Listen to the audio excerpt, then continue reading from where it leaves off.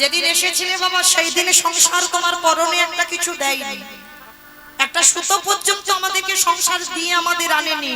যেদিন সংসার ছেড়ে চলে যাব এই সংসার আমাদের পরনে একটা সুতোও দেবে না। তাহলে কাদের জন্য বাবা কৃষ্ণ ভজন ভুলে যাচ্ছ?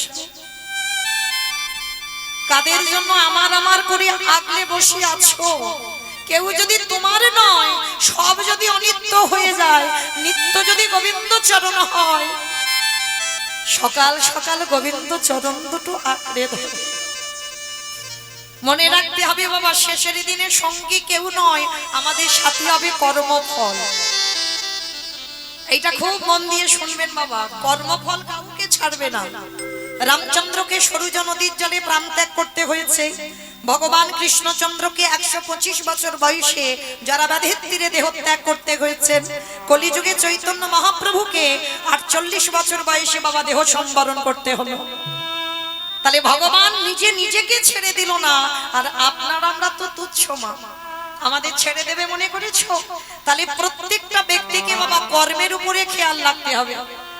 আমি কতটুকু ধর্ম কর্ম করলাম, কতটুকু সৎ কর্ম করলাম, আর কতদিন আমি অসৎ কর্মে যুক্ত আছি। এই ভালো ভালো কর্ম তো আমাদের সাথে যাবে, তবে মা আমি মৌমিতা আমার একটা গ্যারান্টি আছে, আর একজন আমাদের সঙ্গী হবে। বলো তো সেটা কি? জানি না আপনাদের এই উত্তরবঙ্গে নিয়ম আছে কিনা, তবে আমার গঙ্গাসাগর এলাকায় নিয়ম আছে বাবা। মানুষের মৃত্যুর পর দুটো জিনিস তাকে ভাড়া করতে হয়। যার বাড়িতে থাকবে তো উত্তম, আর যার বাড়িতে নাই দুটো জিনিস ভাড়া করেও আনতে হবে। বলো তো কি? একটা হলো খোল আর একটা হলো করতা। আর দেহটা যখন বের করবে পিছনে বাজাবে বলো হরি বল, বলো হরি বল। কি মাইরা তোমাদের এই উত্তরবঙ্গে হয়? এখানেও হয়? বাহ, তাহলে বাবা একটু বুঝতে সুবিধা হয়। এই জায়গাটাই মা একটু অনুভব করবেন। লাখ লাখ টাকা খরচা করে দুর্গা পূজা হলো, পূজা ভালো হয়, কালী পূজা হলো, কত গণেশ পূজা হলো, কত ধুমধাম করে পূজা হচ্ছে, পূজা ভালো হয়। আর যেদিন মা বিসর্জন হয়, যেমন ধুমধারাক্কা নাচানাচি, আর তেমন বাবা বড় বড় ডিজে ডিজে বাজনা। তবে হয়তো আপনাদের এদিকে হয় না, আমার কলকাতার এলাকায় হয়, এখানেও হয়, এখানেও নাকি হয়। আচ্ছা মা, এগুলো তো চেতনা, তাহলে সেটাও তো মা বাবা ভাবেন আপনারা, সেটাও তো মা। তাহলে মাকে যখন জলে ফেলতে যাচ্ছ, তুমি নাচানাচি করছো, ডিজে বাজনা বাজাচ্ছ, আর যেদিন আমাদের দেহটা বিসর্জন হবে সেদিন কি লরিতে করে একটা ডিজে বাজালে হতো না? হওয়ালে হতো? তাহলে হওয়াচ্ছি না কেন? এই জায়গায় আমার চৈতন্য মহাপ্রভু শিক্ষা দিলেন, ওরে কলির জি ভালো করে পিছনে চেয়ে দেয়, এলি খালি হাতে যাচ্ছি সে খালি হাতে। যাদের জন্য কৃষ্ণ নামে ভুলে গেলি, কেউ তো তোদের সাথী হলো না। তাহলে সাথী হলো কর্মফল, আর কে সঙ্গে যাবে? যাত্রা, নাটক, ফাংশন, থিয়েটার যাই করো না কেন, লাখ লাখ টাকা খরচা করে কিছু যাচ্ছে না, তাহলে যাচ্ছে কে? এই হরি নামে যাবে। আমাদের পচা দেখা দেহ যাবে,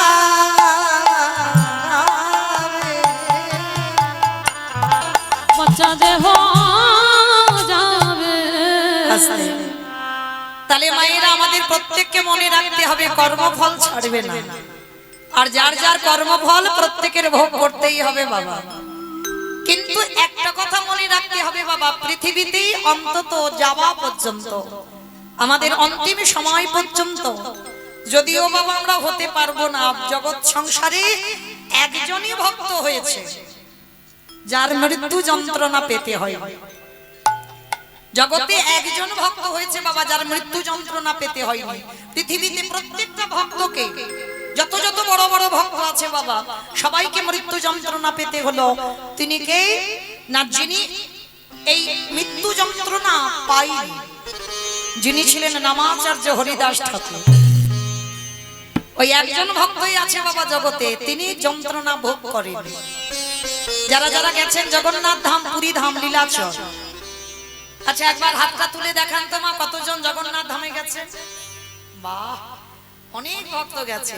আচ্ছা বেশ, এইবার বলেন তো কতজন ওই জগন্নাথ ধামে গিয়ে সিদ্ধ বকুল দর্শন করেছেন?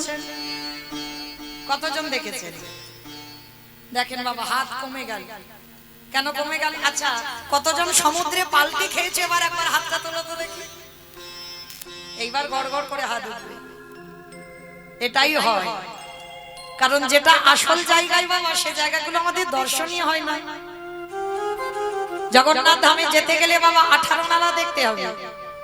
জগন্নাথ ধামে যেতে গেলে বাবা রাধাকান্ত মঠ, যেটা হচ্ছে গম্ভীরা, মহাপ্রভু 3.5 জন ভক্তকে নিয়ে অন্তিম সময় কাটিয়েছে যেখানে। আর এই গম্ভীরার পাশেই আছে সিদ্ধ বকুল। আজও আছে মা, দেখবেন ওই বকুল গাছ। যারা গেছেন, দেখেছেন, দর্শন করেছেন, নিশ্চয়ই পরশ করেছেন। যারা পরশ করেননি, যারা দেখেননি, তাদের চরণ ধরে আমি নিবেদন করব, তুমি যদি 1000 বার পুরী ধামে যাও, জগন্নাথ দেখো ঠিক আছে, কিন্তু এই মূল্যবান জিনিস যদি না দেখো, তোমার জন্ম সার্থক হবে না। কারণ ধামে যেতে গেলে এগুলো প্রয়োজন বাবা। এই যে সিদ্ধ বকুল, গাছের গোড়াতে গিয়ে দেখবেন বাবা, গাছের গোড়াতে মাটি নেই, কিন্তু কিভাবে যে গাছটা বেঁচে আছে দেখলে অবাক। কেন? এটা মহাপ্রভুর পরশ লাগা।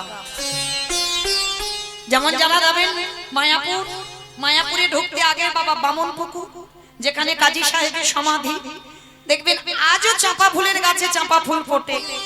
কাজী সাহেবের সমাধি দেখেছেন নিশ্চয়ই বামন পুকুরে।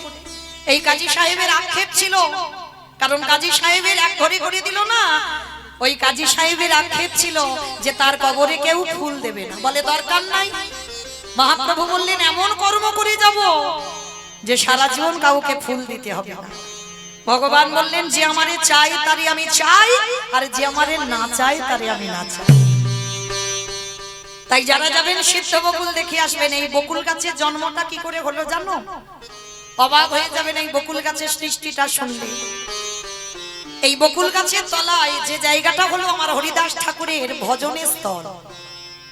নামাচার্য হরিদাস ঠাকুর 24 ঘন্টায় 3 লক্ষ নাম জপ করতেন। আর এই হরিদাস ঠাকুর বসে বসে নাম জপ করে, এমন নাম জপ বাবা, খাবার সময় পাই না। হরিদাস ঠাকুর মনে মনে বলে, দেখো এই খেতে গেলে আঠা মাখাতে হবে, রুটি বেলতে হবে, রুটি সেকতে হবে। বলে বাবা দরকার নেই, তার থেকে গ্লাসে করে আঠা গুলে খেয়ে নিলেই তো হবে। পারবেন দেখাতে একটা এমন বৈষ্ণব? আমাদের জিহ্বাতে এখনো কত স্বাদ, এটা খাবো ওটা খাবো, ওটার প্রতি লালসা, সেটার প্রতি লালসা। হরিদাস ঠাকুর মনে মনে ভাবলো, ওই আঠা মাখিয়ে রুটি বানাবো তো টাইম যাবে, ততক্ষণে আমার নাম জপ বন্ধ হয়ে যাবে, দরকার নেই। গ্লাসে করে আঠাটা গুলে খেয়ে নিত। একদিন আমার মহাপ্রভু এসে বলছে, হরিদাস প্রতিদিন নিজের খাবারের ভাবনা ভাবো না, তুমি আমাকে নাম শোনাতেই ব্যস্ত। শোনো, আজকে থেকে আমি তোমার খাবারের চিন্তা তোমার করতে হবে না, তোমার খাবারের চিন্তা আমি নিজে করে নেব। প্রভু তুমি তুমি হরি নাম করবে কখনো, তুমি আমার খাবারের ব্যবস্থা করবে কখন? বললাম না যে আমারে চাই তারে আমি চাই। তুমি যদি আমার জন্য এতটুকু ভাবো, আর আমি তোমার খাবারের চিন্তা করতে পারবো না? ভগবান গীতা শ্লোকে রেখেছে বাবা, অনন্য চিন্তান্ত মাম যেজন পর্যপস্কতি তেষা নিত্যাভিযুক্তানাম যোগক্ষেয়ম বহম। ভক্ত অন্যান্য চিন্তা বাদ দিয়ে যদি শুধু গোবিন্দ চিন্তা করে, ভগবান বললেন যোগক্ষেয়ম বহম বহম, সেই ভক্তের বোঝা আমি ভগবান বয়ে ভক্তের দুয়ারে দিয়ে আসি। নিতাই গৌর প্রেমানন্দ, হরি বল হরি বল হরি বল। কিন্তু আমরা ভজন করতে জানি না, ভালোবাসতে জানি না, তাই তো কৃপা হয়। হরিদাস ঠাকুর বললেন, বেশ প্রভু, তাহলে তুমি আমার আহারের ব্যবস্থা করো। হরিদাস ঠাকুর প্রতিদিন নাম জপে বসে থাকে, আর মহাপ্রভু গম্ভীরা থেকে অচল জগন্নাথ দর্শনে যায়। কারণ আমার মহাপ্রভু নিজেই তো সচল জগন্নাথ বাবা। সচল জগন্নাথ অচল জগন্নাথ দেখতে যায়, আর প্রত্যেকদিন প্রসাদী এনে হরিদাস ঠাকুরকে দেয়। হরিদাস ঠাকুরকে নিজের হাতে খাইয়ে দেয়। ভক্ত নাম শোনা। তো আজকের প্রভু গেছে সকাল সকাল, আর সকাল সকাল গিয়ে মহাপ্রভুর হাতে প্রসাদী স্বরূপে কি পড়েছে জানো? ওই জগন্নাথের একটা দাঁতন কাঠি। মানে জগন্নাথ প্রতিদিন দাঁত মাজতো ওই বকুল গাছের কাঠি নিয়ে। অনেকে আমরা নিম কাঠি নিয়ে বাবা দাঁতন করি না, আগেকার দিনে আমার বাবা ঠাকুররা দাদু ভাইরা করতো নিম কাঠি নিয়ে দাঁতন, আর জগন্নাথ বকুল গাছের কাঠি নিয়ে দাঁতন করত। আর সেই দাঁতন কাঠিটা আমার মহাপ্রভুর হাতে পড়েছে বাবা প্রসাদী স্বরূপ। মহাপ্রভু হাতে নিয়ে বলছে, হরিদাস আজকে তোমার জন্য ভালো কিছু প্রসাদ জোটেনি, তোমার জন্য জগন্নাথ এই একটা বকুল গাছের কাঠি দিল। যাক প্রসাদ তো ওই বকুল গাছের কাঠিটা নিয়ে আমার প্রভু হরিদাস ঠাকুরের সম্মুখে গিয়ে হরিদাসকে বলছে, হরিদাস বলি ধরো ধরো তুমি প্রসাদ ধরো। এই যে প্রসাদে প্রসাদ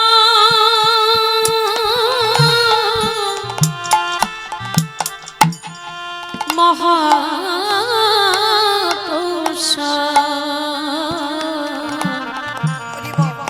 একেবারে ধরো ধরো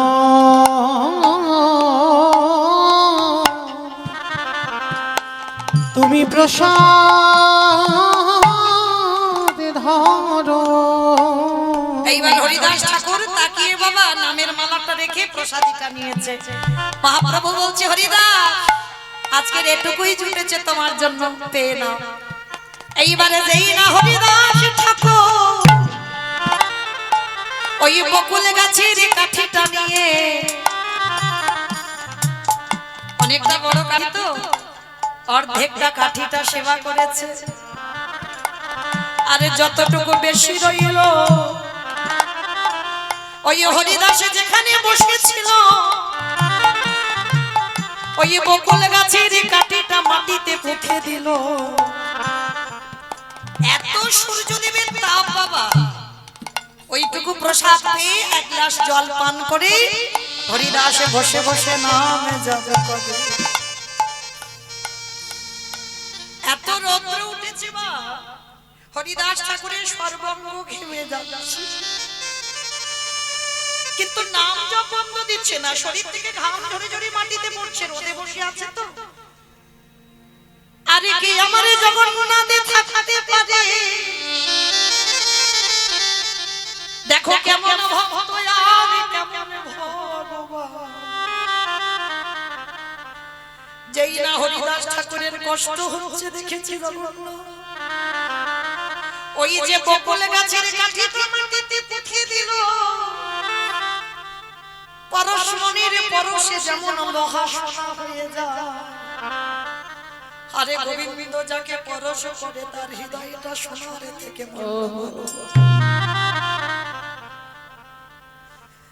যেই না বকুল গাছটাকে পরশ করেছে আমার জগন্নাথ, ওই ভক্তের কষ্টের কথা ভেবে সঙ্গে সঙ্গে মা একটা বড় বকুল গাছের সৃষ্টি হয়ে গেল। আর এত ডালপালা চারিদিকে মানে ভর্তি হয়ে গেল, তার তলায় বসে আছে নামাচার্য হরিদাস ঠাকুর। মহাপ্রভু সকালবেলায় এসে দেখে না বাবা বকুল গাছের তলায় বসে আছে, দেখা মাত্র প্রভু আমার চমকে উঠেছে। হরিদাস এ কি গো, এই গাছটা আবার কোথা থেকে এনে এখানে পুঁতে দিলে? তাকিয়ে হরিদাস ঠাকুর দেখলো, কি প্রভু আমি তো এই গাছ পুঁতিনি, আমি পুঁতবো কেন? আমি তো বসে বসে নাম জপ করছিলাম, আমি জানি না গাছটাকে হলো কি করে, আর কে বা এখানে দিয়ে দিল। কি গো মায়েরা, ভগবানের জানতে বাকি থাকে। ভগবান হেসে বলল, ভক্ত রে আজ তোর কথা ভেবে ওই মন্দিরের জগন্নাথ আর থাকতে পারলো না। আজ তোর কষ্টের কথা ভেবে ওই বকুল গাছের কাঠিটা থেকে এই বকুল গাছের একটা গাছের জন্ম দিল। আমি এই গাছটাকে পরশ করে কথা দিলাম, এই পৃথিবীর মাটিতে পৃথিবী যতদিন থাকবে এই গাছ ততদিন থাকবে। আর যদি কোনো ভক্ত এসে একেবারে বকুলে গাছটাকে পরশ করে তারে কৃষ্ণ প্রেম ভক্তি উদয় হবে। আমি এই আশীর্বাদ হরি বল। আমি এই আশীর্বাদ করে রাখলাম, কৃষ্ণ প্রেম ভক্তি উদয় হবে। সেই হরিদাস ঠাকুরের শেষ সময় মা মহাপ্রভু যেতে দেবে না কেন জানো? আর যারা বাবা ভজন সাধন করে নিজে থেকে বুঝতে পেরে যাবে যদি যাবার সময় হয়ে যায়। প্রকৃত যদি তোমার সাধনা ঠিক হয়, প্রকৃত যদি তোমার ভজন ঠিক হয়, তোমার হৃদয়ে সাড়া পড়ে যাবে বাবা কবে তোমার যাবার সময়। হরিদাস ঠাকুর তো যেমন তেমন নয়, কর্মদোষী আজকের হরিদাস ঠাকুর হয়েছে। সৃষ্টিকর্তা ব্রহ্মা আজকের হরিদাস ঠাকুর বলছে প্রভু এবার আমাকে বিদায় দাও, আমার যাবার সময় হয়েছে। প্রভু বললেন হরিদাস তুমি যদি চলে যাও এই জগতে সবাই আমারে ভালোবাসে বটে, কিন্তু ওগো হরিদাস এই জগতে আমাকে অনেকে মন্ত্রে তন্ত্রে ডাকে বটে, কিন্তু তোমার মতো করে বলো বলো কি আমারে হরি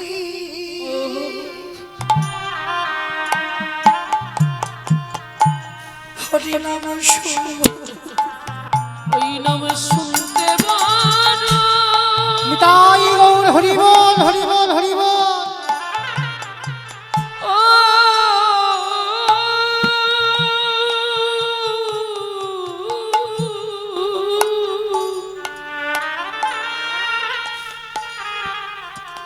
নাম শুনতে বলো ভালো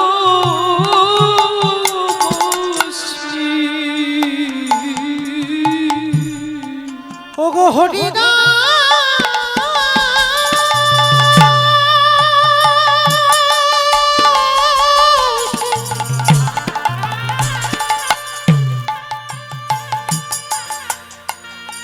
এ জগতে সবাই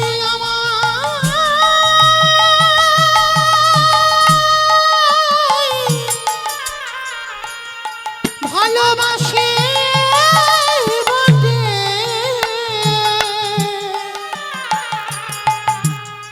কিন্তু তোমার মতো করে অনুরাগ দিয়ে আমায়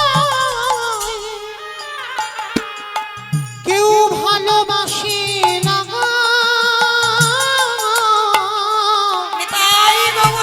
দুজনে ভালোবাসার মতো করে আমায় ডাকিতে ডাকিতে পারে।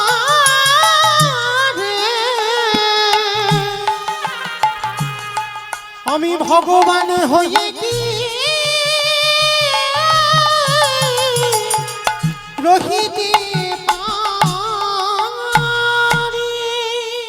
হরিদাস ঠাকুর বললেন দয়াময় তুমি শেষের দিনে আমার একটা আশীর্বাদ করে দিও,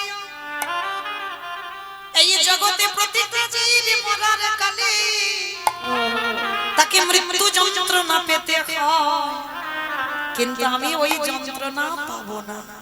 কি করবে হরিদাস?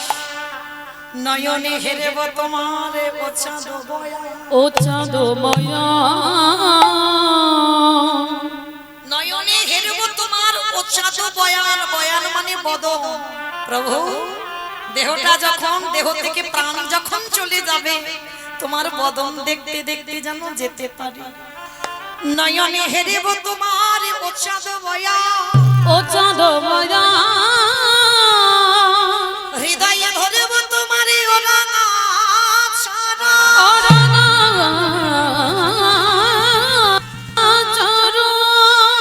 এই বদনে বলবো তোমার মধুর নাম সংকীর্তন।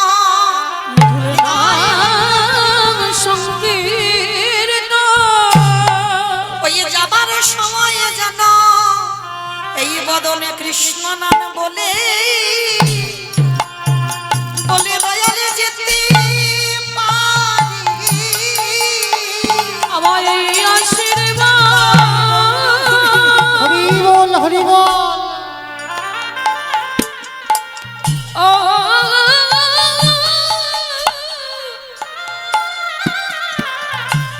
আমায় করো দয়া। আমি কৃষ্ণ নামে নিয়ে জানো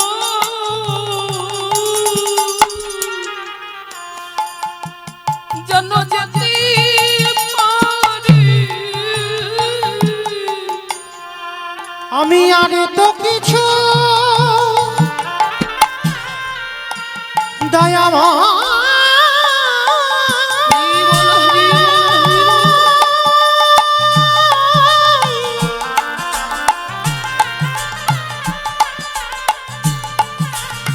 যেদিনই আমার নিদানের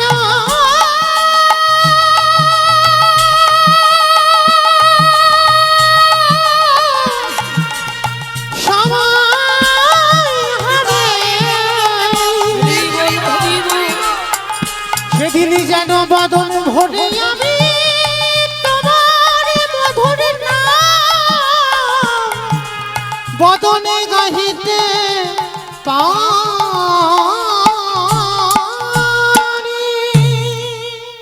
ভগবান বললেন হরিদাস যে জনে আমারে ডাকার মতো ডাকিতে পারে, যে জনে আমারে ভালোবাসার মতো বাসিতে পারে, আমি ভগবান হয়ে পৃথিবীর যে প্রান্তে থাকি না কেন আমি ভক্তির ডাকি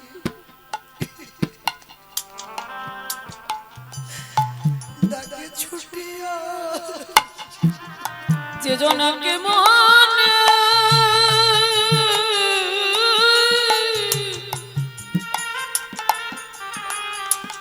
আমায় ডাকার মতো ডাকিতে পারি। আমি যে তার দুয়ারে দয়াল হয়ে ছুটে আসি। যে জন আমার বলতে আমারে বলতে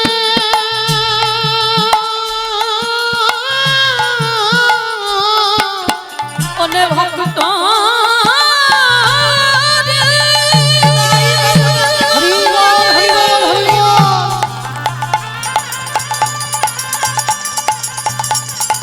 একেবারে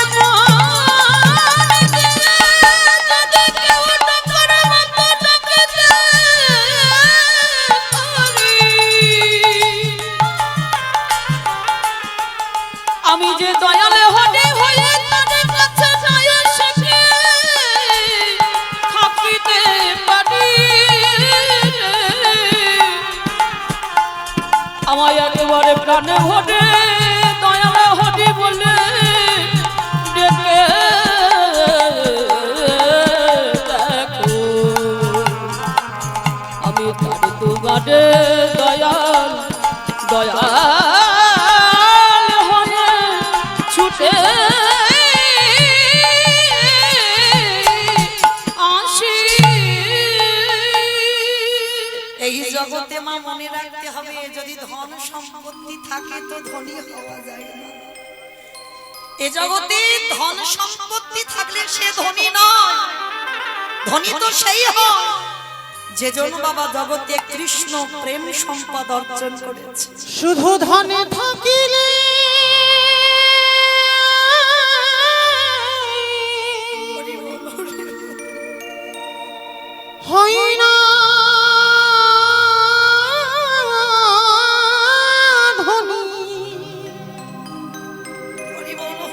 কৃষ্ণ ধাম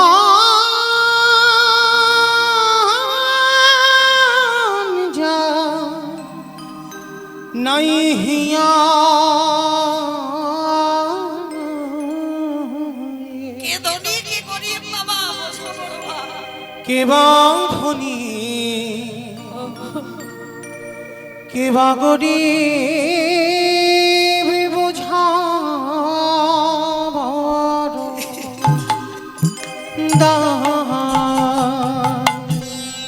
শুধু ধন থাকিলে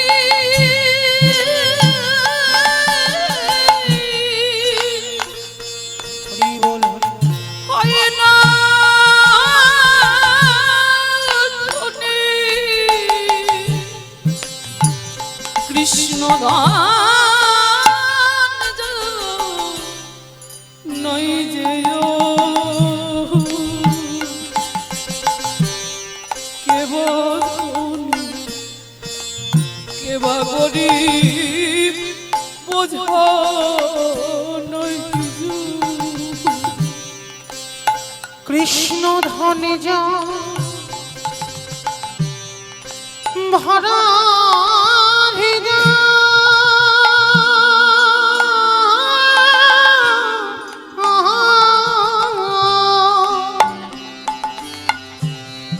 সে জীবন ধনী বানে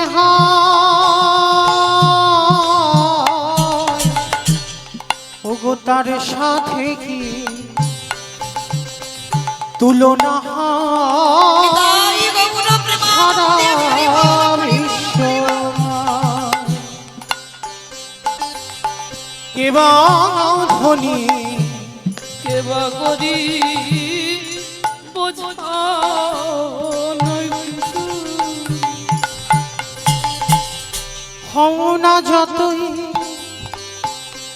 তুমি উজির রাজা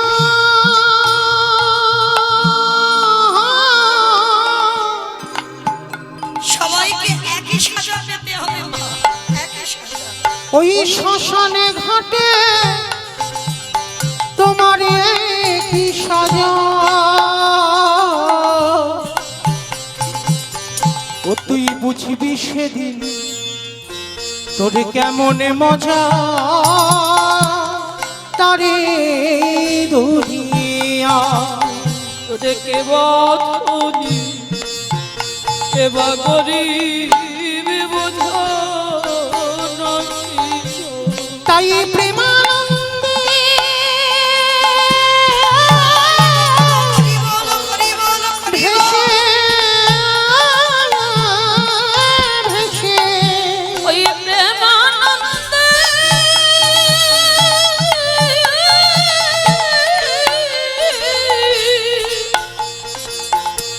ভেসে ভেসে ও সে মহানন্দে ঢেউ খেলা কেবা ধনী কেবা গরিব বোঝা নই কিছু। কেবা ধনী কেবা গরিব বোঝা নই কিছু। ওরে কেবা গরিব ওরে বোঝা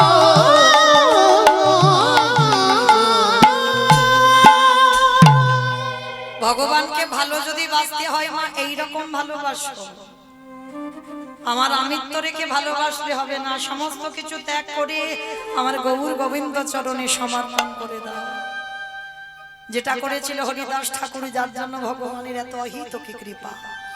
আজ ওরা যারা যাবেন পুরী ধামে দেখে আসবেন হরিদাস ঠাকুরের সমাধিস্থল। আজকে সেই চৈতন্য মহাপ্রভু নবদ্বীপের মাটিতে দাঁড়িয়ে তিনি শুধু একা তো নয়, ভক্তগণকে সঙ্গে নিয়ে কেহ বলি পুরবেতি রাবণ বধিলা, কেহ বলে পুনবিতি রাবণ বধিলা, কেহ বলি পুরবেতি আমাইরা উলু কই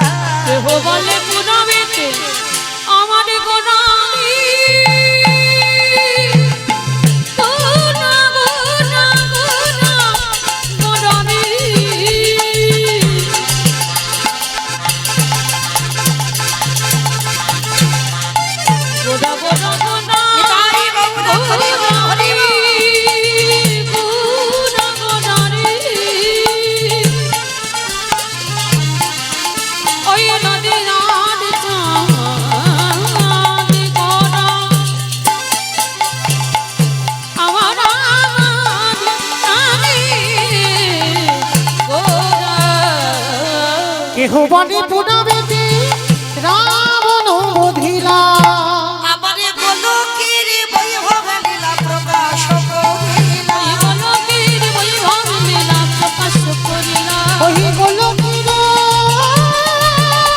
বৈভব লীলা প্রকাশ করিলা শ্রী রাধারে ভাবে রে গোরায় অবতার শ্রী রাধার ভাবে গোটা অবতার হরে শ্রী রাধারি ভাবে নেবে গোটা অবতার আজ হরে কৃষ্ণ নামে গৌরে করিলা প্রচার হরে কৃষ্ণ নাম করিলা প্রচার এবার হরে কৃষ্ণ নামে গৌরে করিলা প্রচার এইবারে লীলা প্রকাশ হলো এইবারে লীলা প্রকাশ হলো এইবারে লীলা প্রকাশ হলো এইবারে লীলা প্রকাশ হলো গোলকের বৈভবে লীলা প্রকাশ করিলা ওই গোলকের বৈভব লীলা প্রকাশ করিলা বৈভব লীলা প্রকাশ করিলা বাসুদেব ঘোষ কহে করি জোড়ো হা করি জোড় ও যে গৌর সেই কৃষ্ণ সেই তো জগন্নাথ ওগো সেই তো জগন্নাথ আহা বাসুদেব ঘোষে কহে এইবারে লীলা প্রকাশ হলো বাসু সে কবে এইবার লীলা প্রকাশ বাসুদেব আজকের একটা ঘটনা ঘটেছে কি ঘটনা জানো হঠাৎ যেন একটা মানুষ মানুষ গন্ধ আসছে শূর্পণখার নাকে হরি বল ছোটবেলায় সেই শুনেছিলাম না হাও মাও কাও মানুষের গন্ধ পাও মানে রাক্ষসীদের নাকে নাকি মানুষ কাছে কাছে ঘুরলে নাকের ভিতরে গন্ধ ঢোকে তার রাক্ষসীর নাকি গন্ধ আসছে তার রাক্ষসী মনে মনে ভাবছে যাই হোক বাবা অনেকদিন এই পশু পাখির মাংস খেতে খেতে আর ভাল লাগে না মনে হচ্ছে কোথাও আমার এই কাছাকাছি মানুষ এসেছে আজকের মানুষটাকে পেলে ওকে ধরে ধরে একেবারে গলাটা মুজরে মাংস করে খেয়ে নেব মনে মনে ভাবনা কিন্তু আমি তো এই রূপে গেলে হবে না বিশাল বড় মানে একেবারে বৃষ্টি চেহারা কোন মানুষ যদি ওই চেহারা দেখে বাবা সে তো আগে থেকে পালিয়ে যাবে মনে মনে শূর্পণখা ভাবলো এই রূপে আমি খেতে যাব না তা শূর্পণখার সঙ্গে সঙ্গে একটা রূপবতী নারী হয়েছে মানে এমন রূপ ধরেছে বাবা কোন পুরুষ যদি একবার ওই চোখে চোখ দেয় আর চোখ ফেরাতে পারবে মানে রাক্ষসী আর কেউ জানবে না সুন্দর রমণী রূপ ধরেছে আর রমণী রূপটা ধরে যেখান থেকে মানুষ মানুষ গন্ধ আসছে সেই দিকে ধীরে ধীরে যাচ্ছে আর যখনই ধীরে ধীরে যাচ্ছে না পর বাবা দেখে না দুটো ছেলে বসে আছে আর রাক্ষসীর পর একেবারে ওই দুজনের মধ্যে একজনের চরণের দিকে লক্ষ্য রাক্ষসী তো সুন্দর নারী হয়েছে নারী হয়ে একেবারে চরণ দুটো আগে দেখেছে বদন পরে দেখবে আর চরণ দুটো দর্শন করে আমার সে খাওয়া মাথায় উঠে গেছে মনে মনে ভাবছে বাবা বাবা চরণ দুটো যদি এত সুন্দর হয় না জানি তার বদনটা কত সুন্দর হবে চরণ দুটো যদি এত সুন্দর হয় না জানি বদন কেমন হবে এটা নিয়ম বাবা এখানেও তত্ত্ব লুকিয়ে আছে যখনই আপনি মন্দিরে গিয়ে বিগ্রহ দর্শন করবেন সাক্ষাতে কোনোদিন বদন দেখতে নেই ভগবান এটা গ্রন্থ বলছে বদন দেখবার আগে সবার আগে ভগবানের চরণের দিকে তাকাতে হবে আগে তোমাকে চরণ দুটো দেখতে হবে চরণ দেখার পর ভগবানের কোটি দেশ দর্শন করতে হবে আর কোটি দেশ দেখবার পর তারপরে তুমি লক্ষ্য দেবে ভগবানের নয়নে তার আগে নয় এটা নিয়ম আমরা অনেকে জানি না বাবা যার জন্য তো কীর্তন শোনা একটা ছোট মানুষের কাছেও জানা যায় তো যাই হোক এইবার রাক্ষসী চরণ দুটো দেখেছে চরণ দুটো দেখে মনে মনে ভাবছে আহারে এই পুরুষটাকে যদি আমি একটা রাত পেতাম আমার নারী জনম ধন্য হতো ওই পুরুষটার চরণ সেবা করে একবারও কিন্তু বাবা ভোগ করার লালসা যাবে না সেবা আলাদা আর ভোগ বিষয়টা আলাদা এইটা সবার আগে বুঝতে হবে বাবা নারী চরণ যেমন তেমন নয় বাবা নারী চরণ সাধনা নারী চরণ ভজনে যদি কোনো পুরুষ মনে করে নারী ভোগের ও সারা জীবন তার কাছে ভোগের হয়ে থাকে, কিন্তু নারী ভোগের নয় বাবা। নারী সাধনার বস্তু, নারী আরাধনার বস্তু, নারী ভজনের বস্তু। নারী হচ্ছে শক্তি। ভালো করে তাকিয়ে দেখেন, অসুরদের অত্যাচারে দেবতারা স্বর্গ ছাড়ে। যদি দশভুজা দুর্গা 10 হাতে যদি অসুর নিধন না করত, তাহলে দেবতারা যেত কোথায়? প্রতিটা নারী হচ্ছে শক্তি। নারীকে ভজন করতে হয়। যেমন করেছিল বাবা চণ্ডী ঠাকুর রামের চরণ ভজন, পেয়ে গেল গোবিন্দ চরণ। একটা নারীর চরণ ভজন করে, একটা নারীকে ভালোবেসে চণ্ডী ঠাকুর গোবিন্দ চরণ পেল। দেখেন জয়দেব গোস্বামী মা পদ্মাবতীর চরণ সেবা করে রাধা মাধবের কৃপা পেল। বিল্লমঙ্গল একজন বারবনিতা পতিতা নারীর চরণ সেবা করে, চিন্তামণির চরণ সেবা করে পেয়ে গেল গোবিন্দ চরণ। শ্রী শ্রী রামকৃষ্ণ পরমহংসদেব মা শারদার চরণ সেবা করত। ভোগ নয়, ভোগ আলাদা, সেবা আলাদা। এই বিষয়টা লক্ষ্য রাখতে হবে। বিবেকানন্দ ভগ্নী নিবেদিতার চরণ সেবা করল। তাহলে নারী ভোগের নয়, নারী সাধনা। তা আজকে শূর্পণখা সুন্দর নারী সেজে ওই দুটো চরণ দেখে লালসা জাগলো, একটা রাত যদি আমি আমার করে পেতাম। এই যে মনে মনে যদি কিছু বাসনা করে বাবা, সেটাও তো তার কানে চলে যায়। ভগবান মনে মনে ভাবছে, আহারে রাক্ষসপুরীতে জন্ম নিয়েও আমার চরণ পাবার লালসা, কৃপা আমি করব। ওই যে আমারে চাই তারে আমি চাই, যে না চাই তারে আমি না চাই। তুমি যখন চেয়েছো আমি চাইব। এইবার লক্ষ্যটা পড়লো কোথায়? কোটি দেশ। কোটি দেশ থেকে নয়ন। আর যেই না নয়নে দিয়েছে, ওটা তো অন্য পুরুষ নয়, তিনি পদ্ম পলাশ লোচন হরি রঘুপতি রামচন্দ্র। আর যেই না রামের নয়নে নয়ন দিল বাবা, সঙ্গে সঙ্গে ওই রাক্ষসী সে খাবার কথা কখন ভুলে গেছে। মানে সরাসরি বিয়ের প্রস্তাব, মানে কোনো ঘটক টটক ধরতে হয়নি, সরাসরি বিয়ের প্রস্তাব। এই যে আমি তোমারে ভালোবাসি, আমি তোমাকে বিয়ে করতে চাই, তুমি বিয়ে করবে আমার? ভগবানও তো চালাক কম নয়। ভগবান বলছে আমি কি করব বলো, আমার কপালটা খুব খারাপ।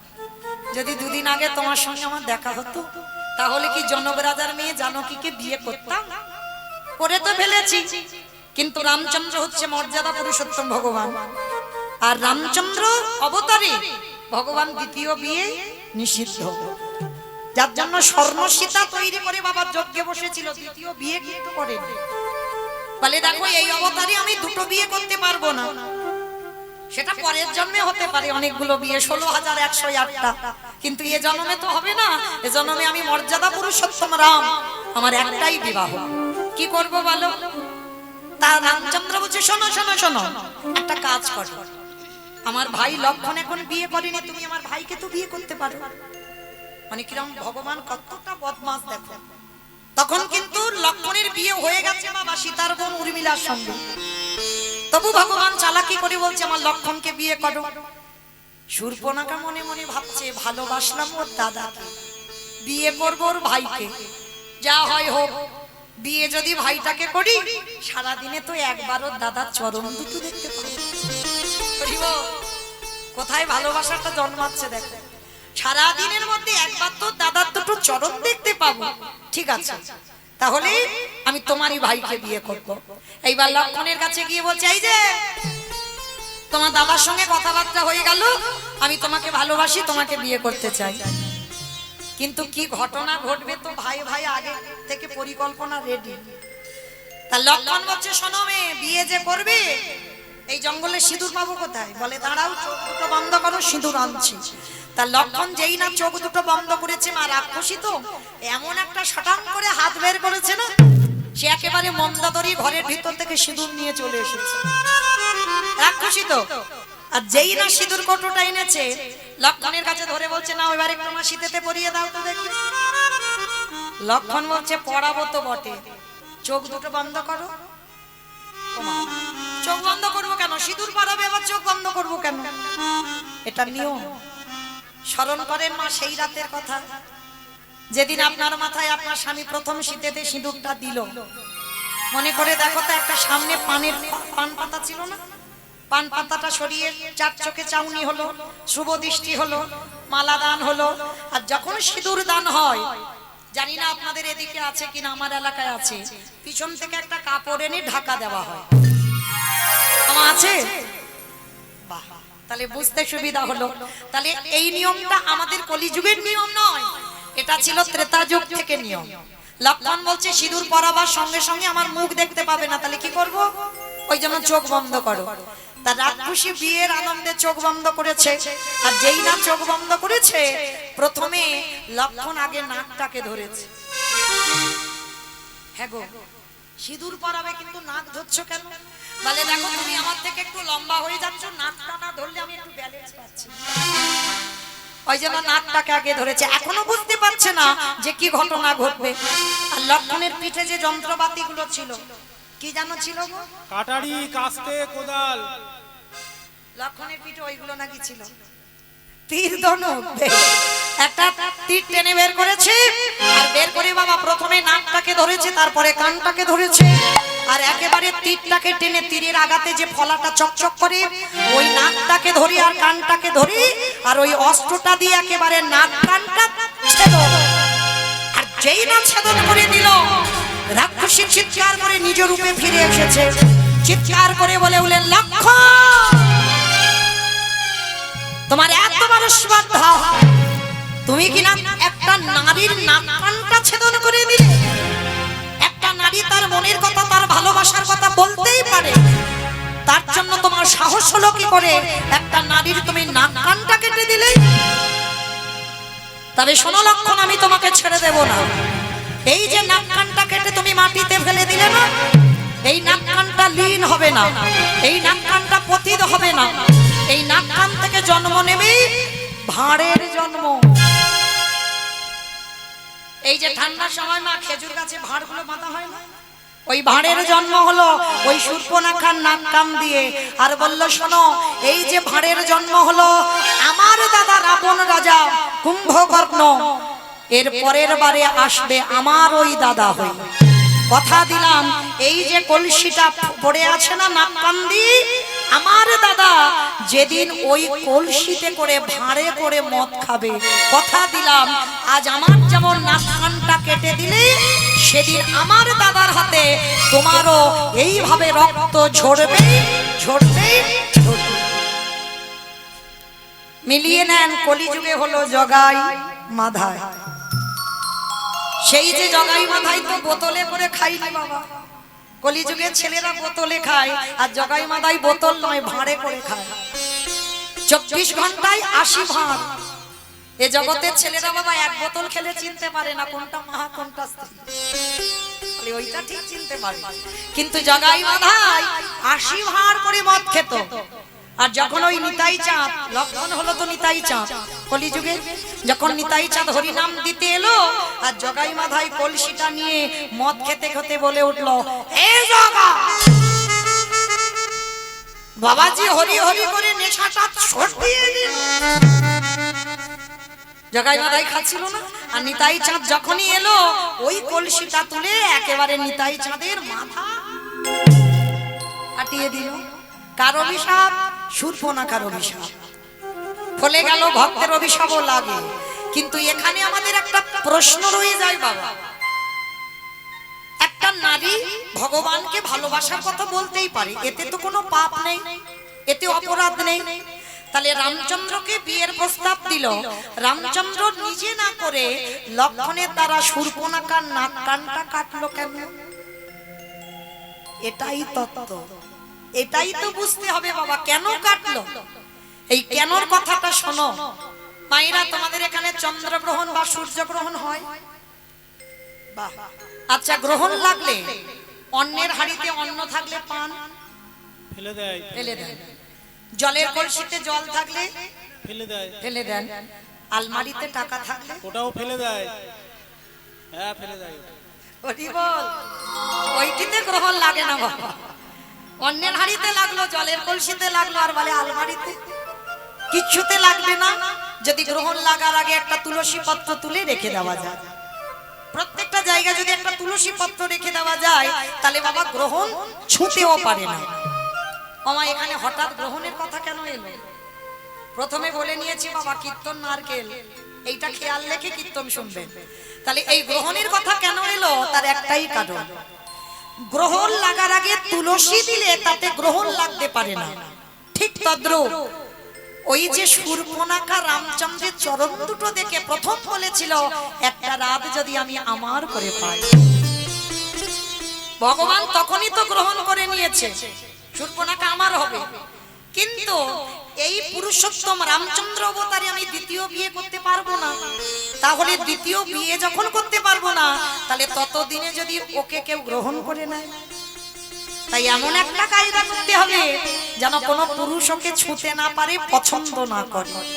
তার জন্য লক্ষণের দ্বারা নাক কানটা কেটে দুটো জায়গায় তুলসী দিয়ে রাখলো, কেন কোনো পুরুষ যেন ওই নারীটার দিকে নজর দিতে না পারেনি। তাই গৌর হরি বল, হরি বল।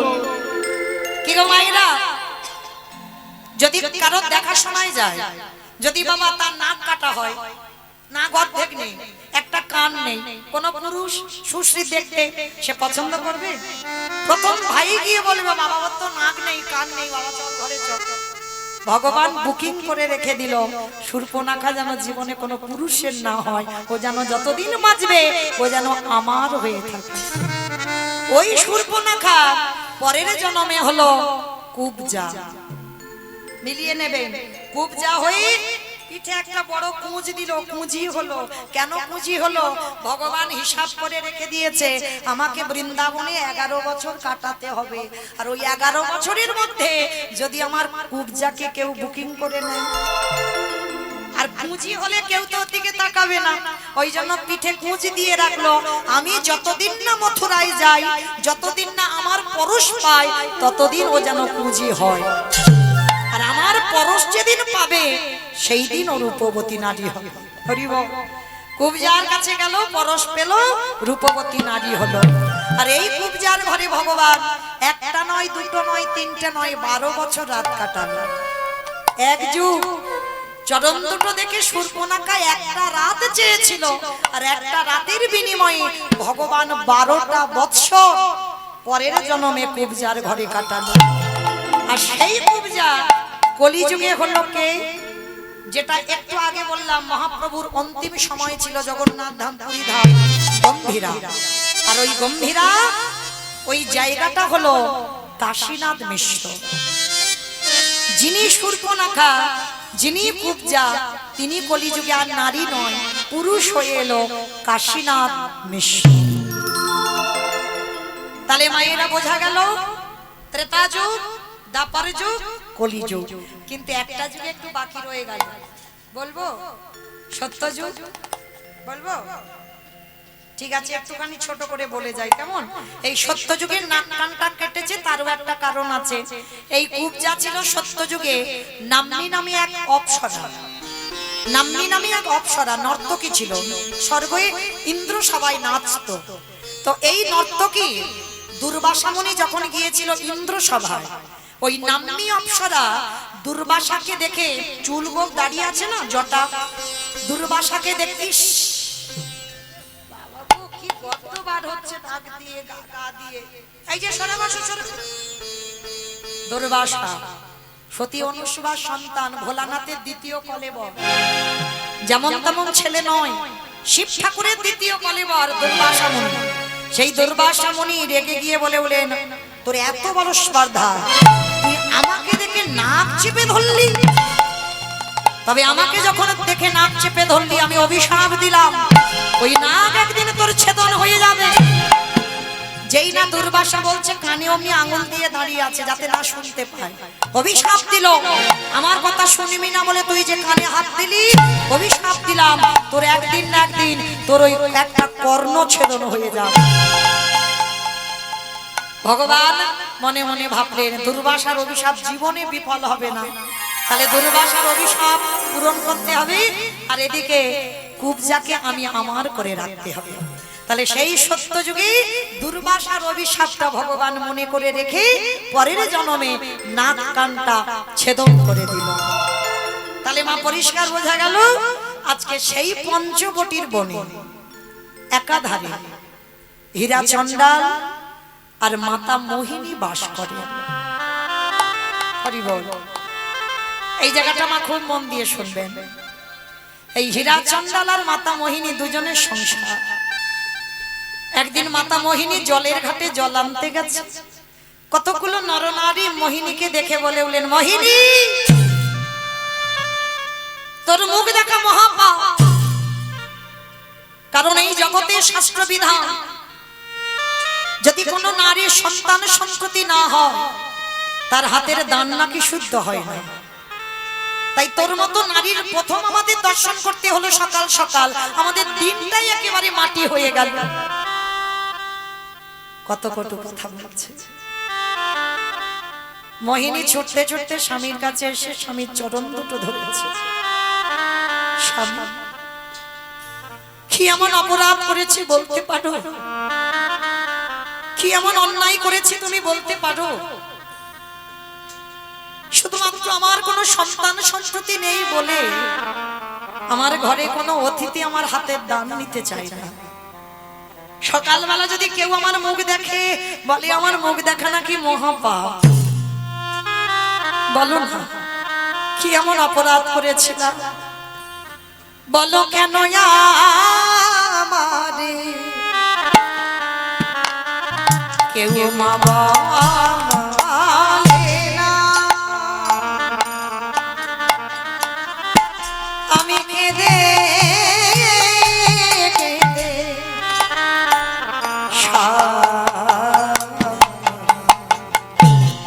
ওগো ধন রাতিনু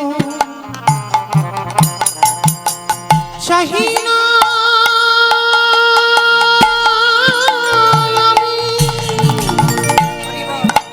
তুমি কৃপা করো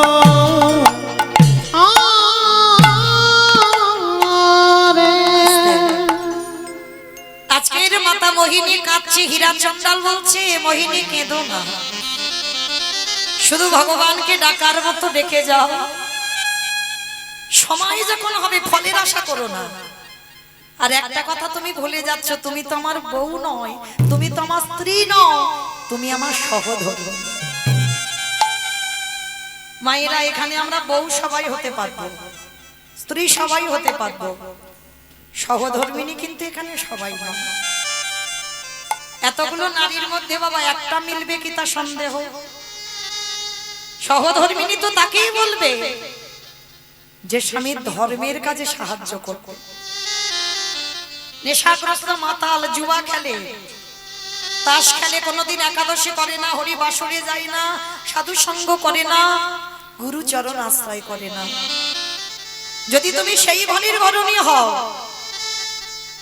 তুমি তোমার স্বামীর চরণটা ধরে কৃষ্ণ ভজনে ঠেলে দাও।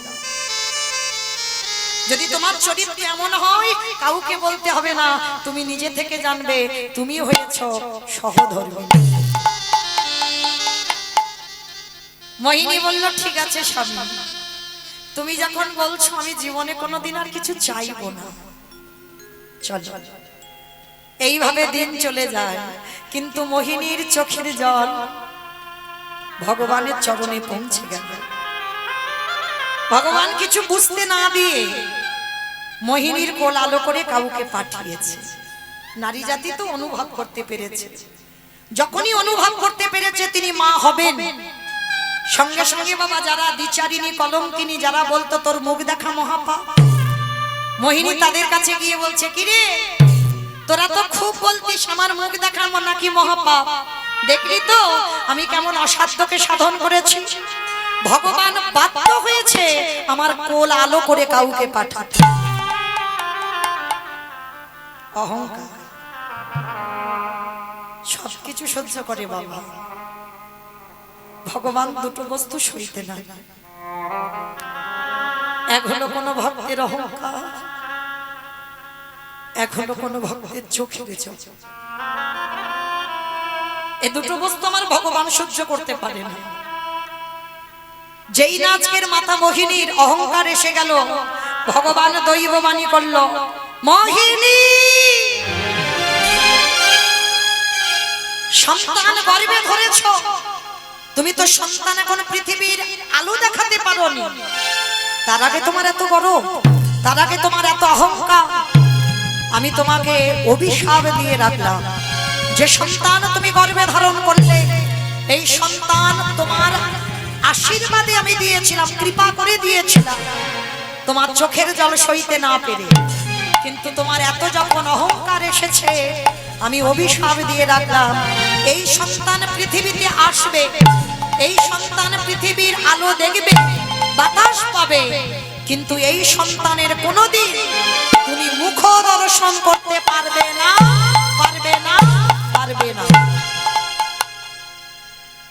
দেখবেন মা, কত নারী সন্তান জন্ম দিতে গিয়ে প্রাণ হারায়।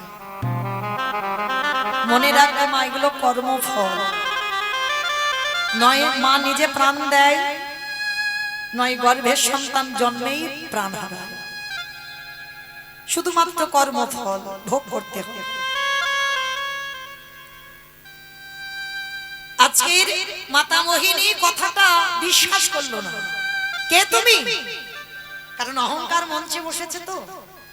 আর যারা অহংকার মঞ্চে বসে থাকে বাবা, তারা নিজেরা যেটা মনে করে সেটা ঠিক। অহংকার ব্যক্তিরা জীবনে বাবা অন্যের কথা ভাবে না, কোনোদিন ভাবে না। ওই জন্য অহংকার ব্যক্তিদের জন্য আমার ভগবান পতনের ব্যবস্থা করে রাখে। বলে না, দিয়ে ধন বুঝে মন হরে নিতে কতক্ষণ। ওই জন্য মা সাবধান, কেউ যেন অভিমান মঞ্চ, অহংকার মঞ্চে বসবে না। ভগবান ওই অহংকার মঞ্চ থেকে মাটিতে ধুলো করে দেবে তোমার। মোহিনীর আজকে দশা ঠিক এইরকমই হল। ভগবান দৈববাণী করলো, ভগবানের কথাও শুনলো না। ভগবান মনে মনে ভাবলো, দেখবো মোহিনী এবার তুমি কি করো। 3 দিন হয়ে গেল গর্ভবতী মা, কিছু খেতে পাচ্ছে না। মানে সংসারে এত অভাব, হীরা চন্দালি ভিক্ষায় যাচ্ছে, কিছু খাবারই জুটছে না। 3 দিন উপবাস, 10 মাস 10 দিনের গর্ভবতী মা। মোহিনী স্বামীর চরণ দুটো ধরে বলছে, স্বামী বড্ড খিদে পেয়েছে, যাও না আমার জন্য কিছু খাবার এনে দাও, বড্ড খিদে পেয়েছে। মোহিনী, তুমি ভালো আছো তো? হ্যাঁ গো স্বামী, আমি ভালো আছি, আমার একটু খাবার এনে দাও। বেশ, তুমি থাকো ঘরে, আমি এক্ষুনি যাচ্ছি গ্রামে। হীরা চন্দাল বেরিয়ে পড়ল স্ত্রীর বদনে একটু খাবার দেবে বলে। যেই হীরা চন্দাল বেরিয়েছে, ভগবান ডাক দিল, পবন দে, বরুণ দে, ইন্দ্র দে, যাও তোমরা এমন করে ঝড় বৃষ্টি তোলো যেন হীরা চন্দাল আর ঘরে ফিরতে না পারে। সঙ্গে সঙ্গে বাবা পরিষ্কার আকাশ ছিল মেঘাচ্ছন্ন, চারিদিকে মোহর মোহর বর্ষপাত, চারিদিকে ঝড় বৃষ্টি, এত ঝড় বৃষ্টি, হীরা চন্দাল ভিক্ষা পেল কিন্তু বাড়িতে আসতে পারছে না। আর সেই দিন মাতা মোহিনীর প্রসব যন্ত্রণা শুরু হলো। বিশ্ব ব্রহ্মাণ্ডে যা যা কিছু ঘটে মা, সবই তার চিত্রপটে, তার ইচ্ছাতে ঘটে, কোনো মানুষের ইচ্ছাতে নয়। প্রসব যন্ত্রণায় ছটফট করছে, ঘরে স্বামী নেই, কেউ নেই। আর ওই ছটফট করতে করতে মাতা মোহিনীর কোল আলো করে একটা ফুটফুটে কন্যা সন্তান জন্ম দিল। কিন্তু জন্ম দিয়ে ভগবানের অভিশাপ মতো মৃত্যু হয়ে গেল মাতা মোহিনী। পাশে পড়ে আছে ছোট্ট একটা মেয়ে। আর যেই না মেয়েটার জন্ম হলো, ঝড় বৃষ্টি থেমে গেল।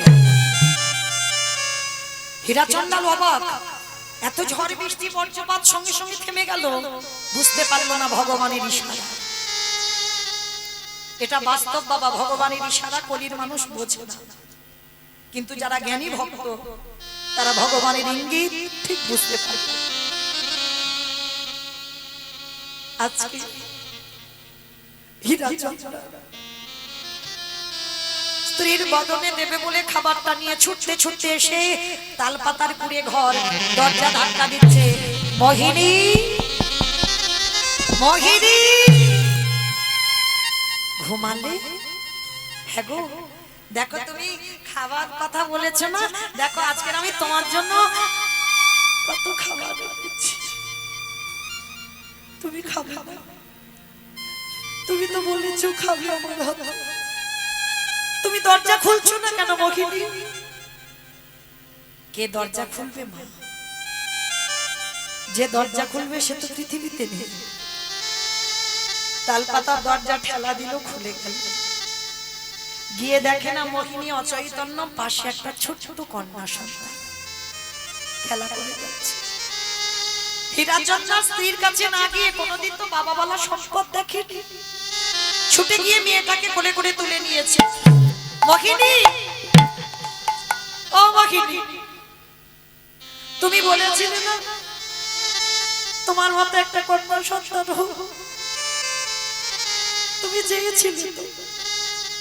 দেখো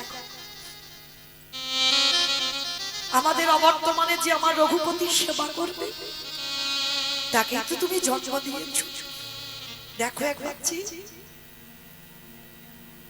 হাজারো কথা বলে যাচ্ছে, মোহিনী সারা নেই। যেই না মোহিনীর অঙ্গটা স্পর্শ করেছে, দেখে না শীতল অনেকক্ষণ আগে চলে গেছে, দেহ থেকে প্রাণ ছেড়ে।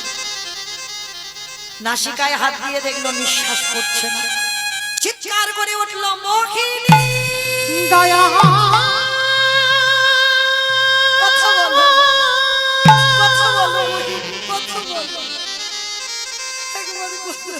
এ তোমারই কেমন লীলা,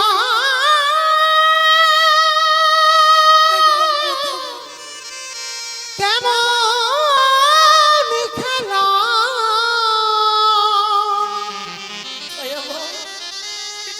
ওগো কৃপা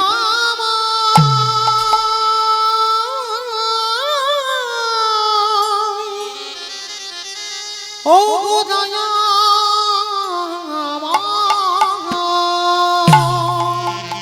আমি তো তোমার কাছে কোনোদিন বলিনি আমার সংসার দাও, কোনোদিন বলিনি আমার পুত্র বা কন্যা দাও। দিয়ে যদি কেড়ে নেবে, কে বলেছিল তোমার এমন সংসার দিতে? কেউ তো কারো নয়। আমি জানি দয়াময় জগতে কেউ কারণ, আমি জানি গো কৃপাময়, কিন্তু একদিনের বাচ্চাকে কি খাওয়াবো বলে দাও। মিছে ভাবে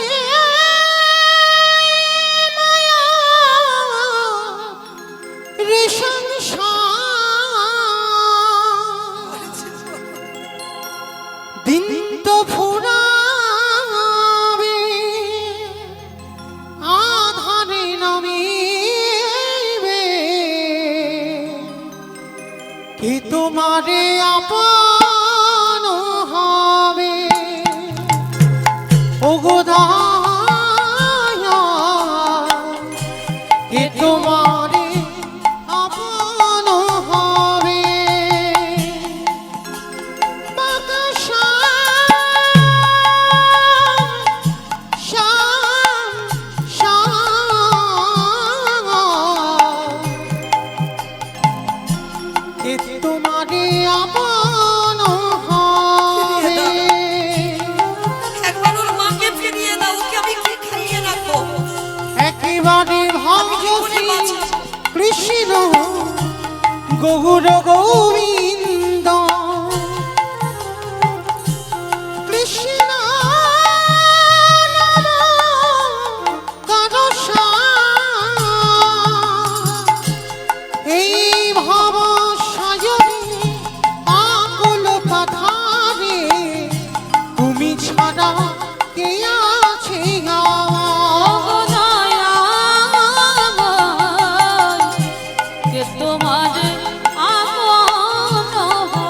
তুমি কেড়ে নিও না,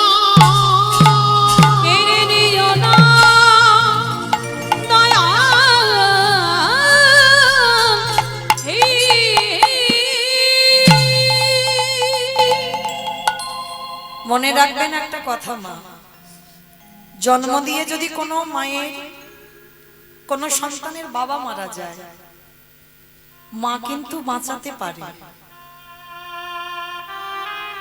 আর জন্ম দিয়ে যদি কারণ মা চলে যায়, ভালোবাসে, সবাই ভালোবাসে, কিন্তু তোমার মায়ের মতো করে না। বাবার ভালোবাসাটা হলো বাবা ওই সচ্চে, আর মা, যার মা চলে যায় না, চারদিকটা অন্ধকার হয়ে যায়। তোমার মায়ের মতো করে কেউ ভালোবাসতে পারে?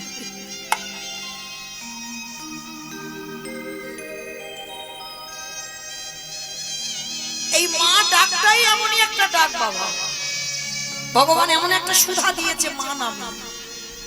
মা নামে সুধা ঝরে, মা নামে সুধা ঝরে, মা বড় সুধার সমান, ডাকিলে জুড়াই আয়ুষে প্রদান। মা উচ্চারণ করলেই হৃদয়টা দেখবেন দুলে ওঠে। যদি সত্যি তোমার মাতৃত্ব থাকে, তবে বাবা সন্তান জন্ম দিলেই কিন্তু মা নয়, এটা খেয়াল রাখতে হবে। তাহলে জগতে এমন দশা হতো না। আজকে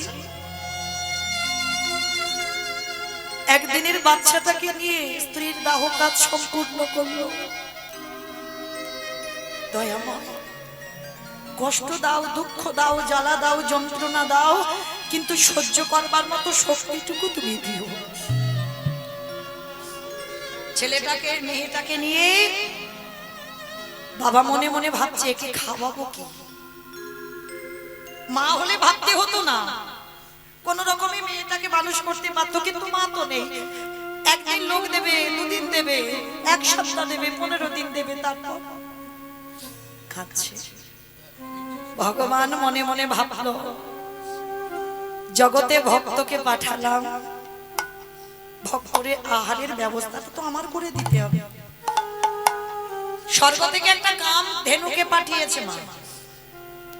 এই কাম ধেনু তার একটা কাহিনী আছে বাবা। কাম ধেনুর কাছে যে যা চাইবে, সোনা দানা, টাকা পয়সা, মণি মাণিক্য, খাবার, ঘর বাড়ি যা চাইবে, কাম ধেনু তাকে তাই দিয়ে দেবে। স্বর্গ থেকে ভগবান হীরাচন্দালের ঘরের কাছে কামধেনুটাকে পাঠিয়েছে। আর কামধেনুর কাছে গিয়ে হীরাচন্দাল একটা পাত্র নিয়ে গাভীটার কাছে বলছে, গাভী, আমার একটা কন্যা সন্তান আছে, একটু দুগ্ধ দিবি? যেই না বাটিটা রেখেছে বাবা, দুগ্ধ দহন করতে হলো না, আপনি থেকে বাটিটা ভরে গেল। প্রতিদিন টাইমে গাভীটা আসে আর দুধ দেয় আর চলে যায়। সবই তো ভগবানের ইশারা। টাইমে দুধ দেয় আর চলে যায়, মানে একটা মা যেমন সন্তানকে মানুষ করে, ওই কামধেনুটা এসে ঠিক ওই রকম করে দুধ দিয়ে চলে যায়। ভগবান মনে মনে চিন্তা করলো, দেখি দ্বিতীয়বারে তো পরীক্ষা নিতে হবে, ঘষে মেজে নেবে না ভক্ত কেমন। এই জগৎ সংসারে মনে রাখবেন মা, যারা লক্ষ্মী, কালী, দুর্গা, সরস্বতী ভক্ত তারা পার আছে, কিন্তু যারা কৃষ্ণ ভক্ত, যে করে আমার আশ তারে করি সর্বনাশ। সর্বনাশ নয়, জীবনে ভগবান সর্বনাশ করে না, সর্বনাশ। সর্বনাশ বানান আলাদা, সব নাশ বানান আলাদা। যে করে আমার আশ তারে করি সর্বনাশ। কি নাশের কথা বললো? আত্মীয় পরিজন, বন্ধু বান্ধব, জায়গা জমি, প্রতিপত্তি, সম্পত্তি সব একে একে কেড়ে নেবে, পথের ভিখারি করে দেবে বাবা। যারা কৃষ্ণ ভক্ত হয় তারা জীবনে কোনোদিন পাথর সেটিং করা ঘর বানায় না, খেয়াল রাখবেন। এই যে আপনারা বলেন না কীর্তনিয়ারা বুঝি খুব বড় বড় কৃষ্ণ ভক্ত, একটা কীর্তনিয়া কৃষ্ণ ভক্ত নয়। সব দেখে এসো বাবা, বড় বড় তালা তৈরি করেছে, 1 তালা, 2 তালা, 3 তালা, 4 তালা, পাথর সেটিং করা ঘর। তাহলে কি তারা কৃষ্ণ ভক্ত? কৃষ্ণ ভক্ত যে হবে বাবা, জীবনে পাথর সেটিং করা ঘরে থাকবে না। আর যদি তুমি পাথর সেটিং করা ঘরে থেকে যদি তুমি ভক্ত হও, ভগবান চেষ্টা করবে কবে ওর ওই ঘর থেকে টেনে বের করে দেব, রাস্তার ভিখারি করে দেব, ওর আশ্রয় থাকবে না। ওর আপন বলতে কেউ থাকবে না। শেষের দিনে কৃষ্ণ ভক্ত যারা হয় তাদের একাকী হয়ে যেতে হয়। আর মনে রাখবেন বাবা, ভজনের পথে চলতে গেলে তোমাকে একাকী হতে হবে। একাকী হয়ে নিরজন জায়গায় বসে কৃষ্ণ ভজন করতে হবে। আর সেই ভজনটা হবে তোমার সঠিক ভজন। আজকের হীরা চন্ডাল দ্বিতীয়বারই পরীক্ষা শুরু হলো। মেয়েটার বয়স দাঁড়ালো 6 বছর। বাবা হীরা চন্ডাল মেয়েটার নাম রেখেছিল জানিস মা? আমার বলতে যা কিছু আছে সবরই। আমার বলতে যা কিছু আছে সবরই। মেয়ের নাম দিল সবরী। 6 বছর বয়স। ঘরে রেখে বাবা গেছে ভিক্ষায়। আর ভগবান দ্বিতীয়বারে পরীক্ষা, প্রথমবারে তো মাকে কেড়ে নিল জন্ম দিয়ে, দ্বিতীয়বারে পরীক্ষায় ওই পাটা লেগেই ঘরের কোণে প্রদীপ ছিল, প্রদীপটা উল্টে পড়ে গেছে। তালপাতা, শুকনো তালপাতার ঘর, আর ওই তালপাতার ঘর দাউ দাউ করে জ্বলে উঠেছে। সবরী মা ঘুমাচ্ছে, মাত্র 6 বছর বয়স। দাউ দাউ করে যখন জ্বলছে, স্বর্গ থেকে সেই যে কামধেনুটা মনে মনে চিন্তা করছে কি সবরী তো ওই ঘরের মধ্যে আছে, দাউ দাউ করে জ্বলছে। স্বর্গ থেকে কামধেনুটা ছুটে এসে বড় বড় শিং দিয়ে সবরীকে জাগিয়ে দিল। সবরী জেগে উঠে ডাক দিল আগুন আগুন আগুন আগুন। চারিদিকে আগুন আগুন করে চিৎকার করলো। গাভীটা বের করে নিল সবরীকে, আর ওই পুড়ে ঘরটা পুড়ে ছাই হয়ে গেল। গাভীটা উদরের নিচে রেখে দিল, যেমন একজন মা সন্তানকে আঁকলে রাখে। হীরা চন্ডাল ভিক্ষা করে ঘরে ফিরছে মনের আনন্দে। মা আজকের মা নেই, মা হারা। মেয়েটাকে খাওয়াবে, নিজে খাবে। ওগো ভগবান তুমি এখনো কেন গো নীরব হয়েছ? তোমার সৃষ্টি তোমার বিধান মানে না ওগো তোমার সৃষ্টি তোমার বিধান মানে না কেহ। ওগো ভগবান তুমি এখনো কেন গো নীরবে হয়েছ? তোমার সৃষ্টি তোমার বিধান মানে না কেহ।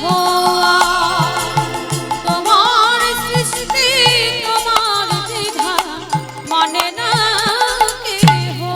তুমি সুখী জনা করো সুখী, এই দুঃখী জনার তোমার সৃষ্টি তোমার বিধান মানে না কেহ। ওগো তোমার সৃষ্টি তোমার বিধান মানে না কেহ। যেই না হীরা চন্ডাল পুড়ে ঘরে দরজায় এসেছে, এসে দেখলো মা ঘর পুড়ে ছাই হয়ে গেছে। হীরা চন্ডাল চিৎকার করলো সবরী সবরী রে।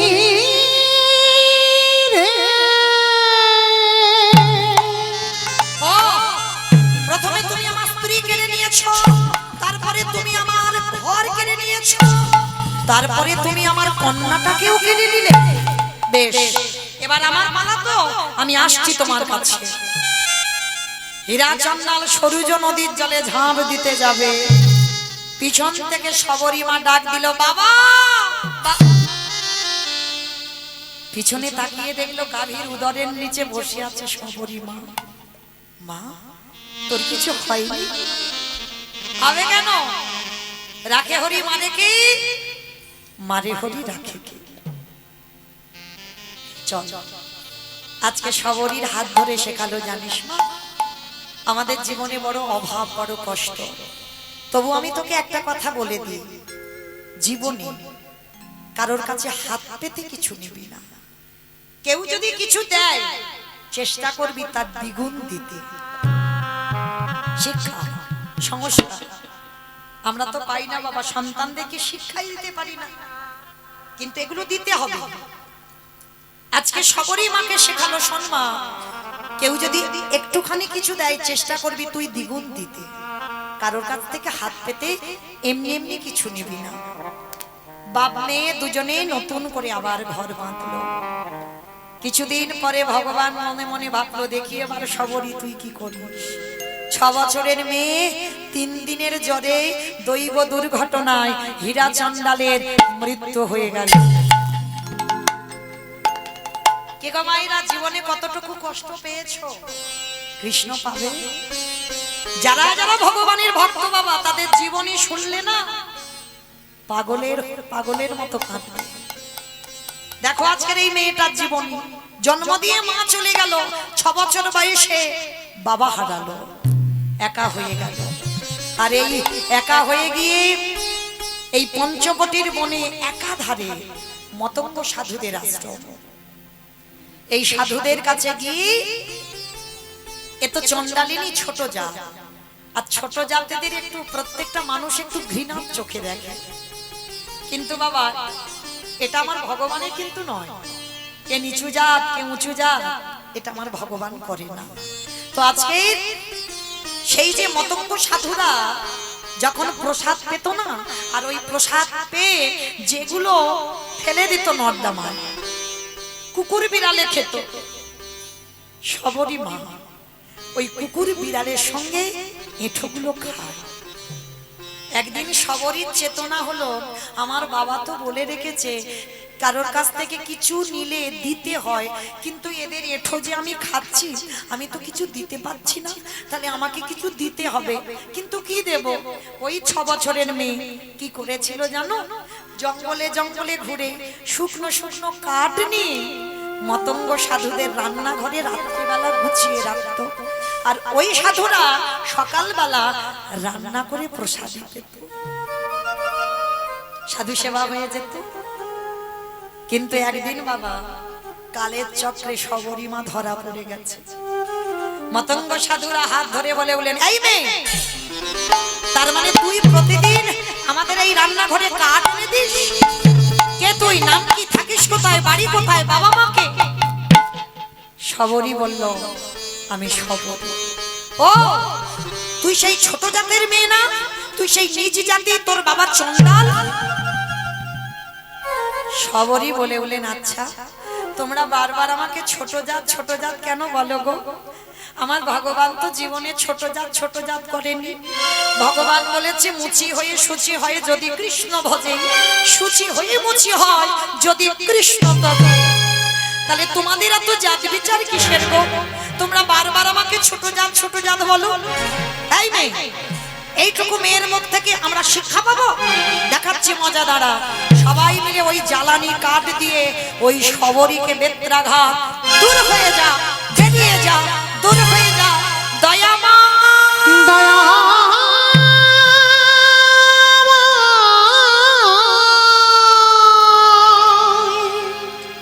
এত মারা মেরেছে না, মেয়েটার সর্ব শরীর থেকে রক্ত ঝরে ঝরে পড়ছে।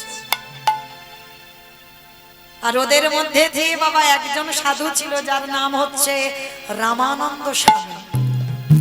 এই রামানন্দ স্বামী হচ্ছে সবরী মার দীক্ষা গুরু। সবরীকে বুকে জড়িয়ে ধরেছে,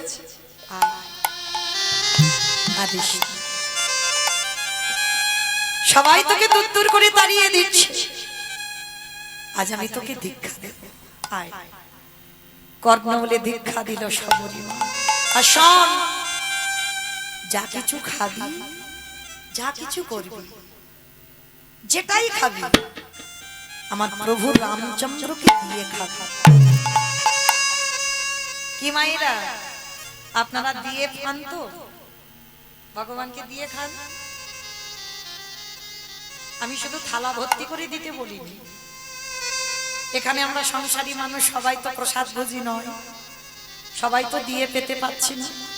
তো যারা দিয়ে পাচ্ছেন না তাদের উদ্দেশ্যে বলি, দরকার নেই, যা কিছু খাবে সমস্ত কিছুটা নিয়ে একবার বলবেন, ভোজনেচ জনার্দন। আর এই ভোজনেচ জনার্দন বলা মানে আমার আগে আমার গোবিন্দ সেবা হয়ে যাবে। একটু যদি জলও খান একটু কপালে ঠেকিয়ে বলবেন ভোজনে চ জনার্দন, অবশ্যই করে বলবেন। আজকে সবরীকে শেখাচ্ছে সবটা দিয়ে খাবে। সবরী বলছে গুরুদেব আমার কাছে তো কিছু নেই। কে বলেছে রে তোর কিছু নেই? তোর যেটা আছে সেটা কারণ নেই। সেটা কি গুরুদেব? ভক্তি। তোর কাছে ভক্তি আছে, যেটা দিয়ে ডাকলেই আমার রামচন্দ্রকে বাঁধা যায়। সবরী মাস শুরু হলো ভজন। মায়েরা প্রতিদিন জঙ্গলে জঙ্গলে ঘোরে, গাছ থেকে ফল পাড়ে, ওই ফলগুলো খায়। যেটা টক যেটা তিতো সেটা নিজে খেয়ে নেয়, আর দেখে নেয় যেটা মিষ্টি সুস্বাদু সেটা রেখে দেয় ঝুড়িতে, রাম এলে খাবে। আস্তে দেখেছেন কোনোদিন এরকম ভালোবাসা করেছেন আমার ভগবানের সঙ্গে? এরকম ভালোবাসা কেন করেননি গো? বাজার থেকে আঙ্গুর ফল এনেছেন, এত টক খেতে পাচ্ছেন না, লবণ দিয়ে খেতে হচ্ছে। দোকান থেকে মিষ্টি কিনে এনেছেন, গন্ধ। তাহলে যেটা তুমি খেতে পারছো না সেটা আমার ভগবান খাবে কি করে? আগে নিজে দেখে নাও তোমার উপযুক্ত কিনা, ওটা আমার বিশ্বাস। আমি কারোর কথা বলছি না বাবা, আমি আমার কথা বলছি। আগে নিজে দেখে নাও, যদি ওটা তোমার উপযুক্ত হয় তবে আমার ভগবান খাবে। আর যদি তোমার ওটা উপযুক্ত না হয়, যদি তোমার জিহ্বায় স্বাদ না লাগে, তুমি ভগবানকে দেবে, ভগবান খাবে কি করে? প্রতিটা মানুষের ভুল ধারণা, বলে আগে আমি গেলে ভগবান খায়। ভুল কথা, সম্পূর্ণ ভুল বাবা। তার উজ্জ্বল প্রমাণ সবরী মা দেখিয়ে দিয়েছি। যা কিছু খায়, এবার যেটা টক সেটা নিজে খেয়ে নিচ্ছে, যেটা তিতো হচ্ছে ফল সেটা নিজে খেয়ে নিচ্ছে, যেটা মিষ্টি সুস্বাদু খুব স্বাদ দেখে নিল সেটা ঝুড়িতে রেখে দেয়। আর অর্ধেক অর্ধেক খাওয়া ফল কি থাকে? পচে যায়, পোকা হয়ে যায়, নষ্ট হয়ে যায়। আর যেগুলো শুকনো হয়ে যায় সেইগুলো ঝুড়িতে রেখে দেয়। সবরী মা দেখতে দেখতে বয়স হয়েছে, মা চুল পেকে গেল, দন্ত পড়ে গেল, চামড়া আলগা হয়ে গেল, লাঠি ঠুকে ঠুকে হাঁটে, কোমরে আর বল নেই। কিন্তু ঝুড়িতে রেখে দিয়েছে ফলগুলো। কবে বলতে কবে আমার রাম আসে, আর রাম এলে আমি তো ফলগুলো দেব। কি বাবা, এমন ভক্তি যদি কারো থাকে, ভগবান আর থাকতে পারে? ছুটে আসবে না দুয়ারে?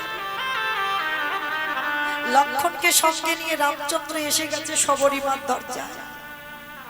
ডাক দিল, সবরী, সবরী। কে কে ডাকলো আমায় সবরী সবরী বলে? দেখ আমি তো রাম এসেছি। কোমর ভেঙে গেছে, লাঠি ঠুকতে ঠুকতে, বয়স তো দুবারে এসেছি। রাম, প্রভু এসেছো, প্রভু তুমি এসেছো আমার দুয়ারে। বসতে দেবে কোথায়? কোনো জায়গা নেই। তাড়াতাড়ি ছুটে গেল গাছতলায়, শুকনো পাতা এনেছে। শুকনো পাতা পেতে দিয়ে বলছে, প্রভু এসো এসো, বসো আমার দুয়ারে বসো। ভগবান এসেছে না, কি করবে বুঝতে পারছি।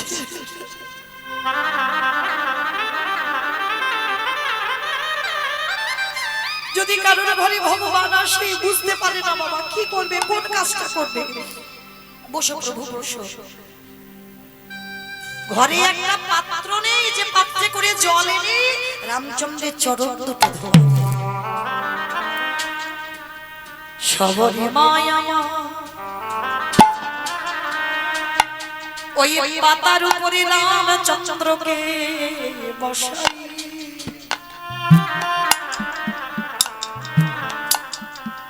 ওই রামচন্দ্রের চরণ জলে হৃদয়ে ঘটে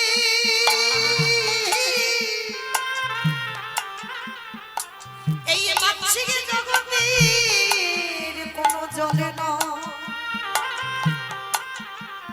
সবরি মায় আমার চোখের জলে চরণ যুগ ধোবাইছে। ওহি দয়া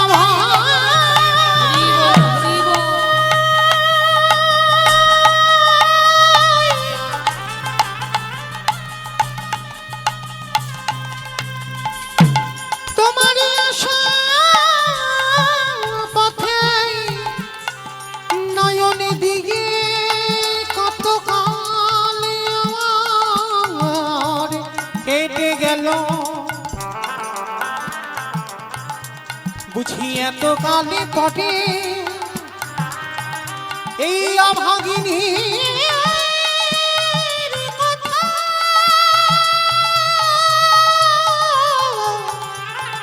তোমার মনে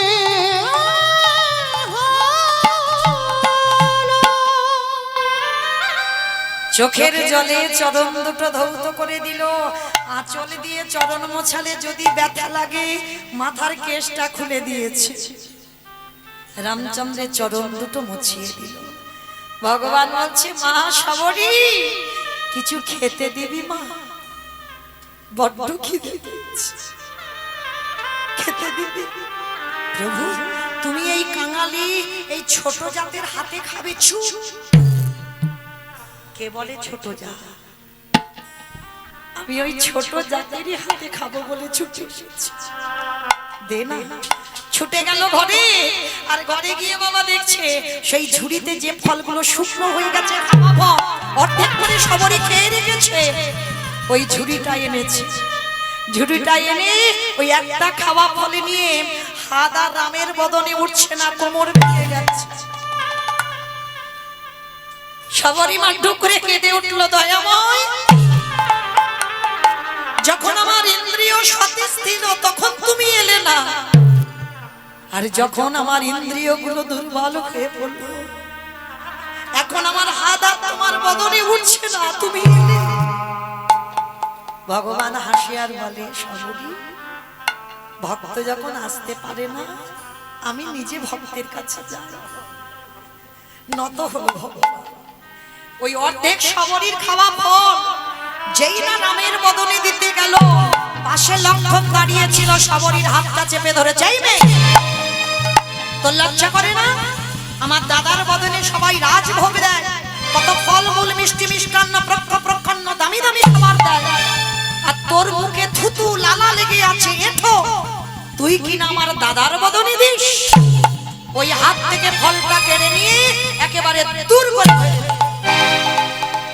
যখনই দূর করে ফেলে দিল সবরি মা নয়ন জলে বুক ভাসিয়ে কাঁদে, হে রাম দয়াময় তোমার চরণে আমার একটাই নিবেদন, একদিন যদি তোমারে ভালোবেসে থাকি আজ তোমার ভাই যেমন আমার মুখের থুতু লালা লেগে আছে তোমার বদনে দিতে দিল না, কিন্তু তোমার ভাই দেখলো না এর মধ্যে কত প্রেম ভক্তি ভালোবাসা মাখানো আছে। এ রাম দয়াময় যে ফল তোমার ভাই ফেলে দিল ওই ফল থেকে একটা গাছের জন্ম হবে। আমি অভিশাপ দিয়ে রাখলাম সত্যি যদি ভগবানকে ভালোবেসে থাকি যেদিন তোমার ভাই মৃত্যুর সঙ্গে যেদিন লড়াই করবে এই গাছের ফল না হলে এই গাছের পাতার রস না হলে তোমার ভাই কোনোদিন প্রাণে বাঁচবে না।